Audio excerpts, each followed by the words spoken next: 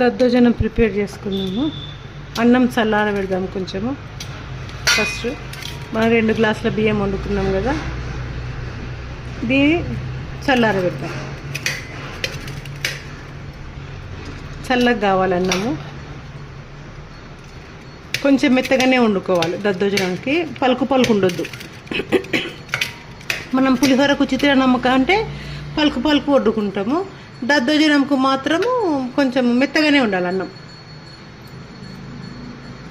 దద్దోజనానికి కావాల్సిన పదార్థాలు: జీలకర్ర, ఆవాలు, మిరియాలు.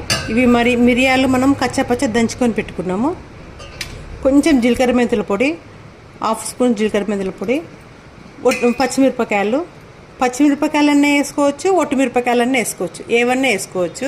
నేను పచ్చిమిరపకాయలు తీసుకున్నా. కరివేపాకు, మనము చల్లారి పెట్టుకున్న అన్నము, పెరుగు, పాలు. ఇప్పుడు మనము పోపు వేసుకుందాం.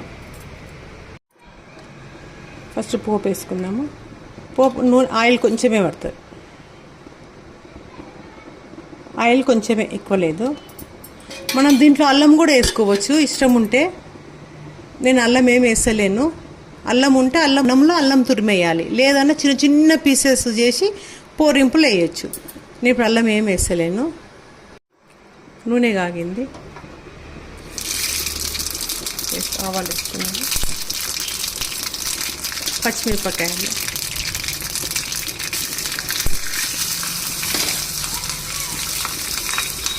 కరివేపాకు చింపేయాలి. కరివేపాకు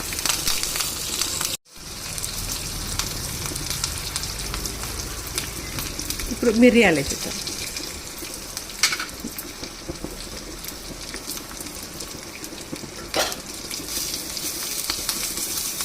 కొంచెం జీలకర్ర మెంతులు పొడి,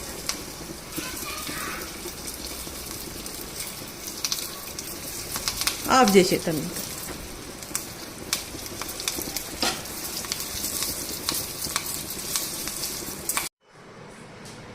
ఉప్పు వేసుకుందాము. ఉప్పు ఒకటి పావు స్పూన్ వేసుకున్నాము. అన్నం ఇప్పుడు కొంచెం మెత్తగా పిసకాలి. అంటే మనం మెత్తగానే అన్నం వండుకున్నాము, ఇంకొంచెం మెత్తగా పిసకాలి. దద్దోజనంకు మెత్తగా పిసకాలి. మనం వేడి మీద కలిపితే అన్నము గట్టిగా అయిపోతుంది. పెరుగు కొంచెం చల్లగా అయినాక గట్టిగా అయిపోతుంది, ముద్ద అవుతుంది.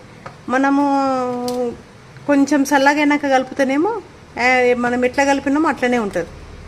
అంటే కొంచెము గట్టిగా అవుతుంది, కానీ వేడి మీద కలిపినంత గట్టిగా కాదు అన్నట్టు. కొంచెం చల్లగా అయినాక కలపాలి.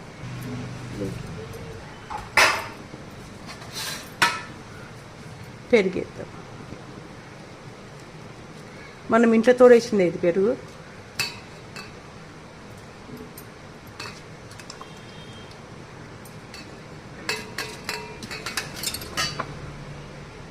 ఇది ముద్దలు లేకుండా కలపాలి. స్పూన్తో చెంచాతో కలపవచ్చు. కాకపోతే ఈ ముద్దలు మనం పిసికి తింటాం కదా, ముద్దలు ఉంటాయి కదా, అది అట్లనే ఉండిపోతుంది. మనం చేత్తోనైతే మంచిగా కుల్లాగా కలపవచ్చు. మొత్తం ముద్దలు లేకుండా మొత్తం విడివిడిగా మొత్తం కలపవచ్చు. ఇట్లా కలిపినాక ఇప్పుడు మనం స్పూన్తో కలుపుకోవచ్చు. మొత్తం పెరిగేద్దాం మనము. తీసి పెడతాము. పాలు పోసినాం కదా, మొత్తం కలిపేద్దాం.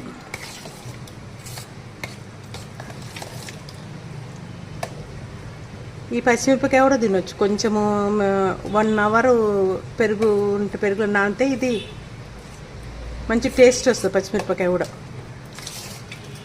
ఇన్ని పాలు పోసిట్టాము, గట్టిగా అయిపోతుంది మళ్ళీ.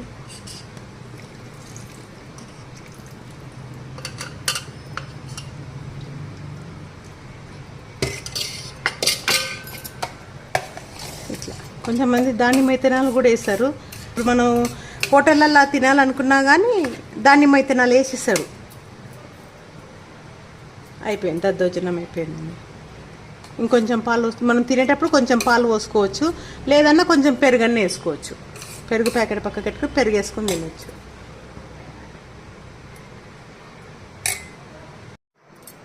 దద్దోజనం రెడీ అయింది. మనం ఇంట్లో అయినవి ఇవి పొమ్మగ్రనేటు మన ఇంట్లో చెట్టుకైనది. చిన్న చిన్నగా ఉన్నవి ఇవి. దీనిలో వేసేద్దాం.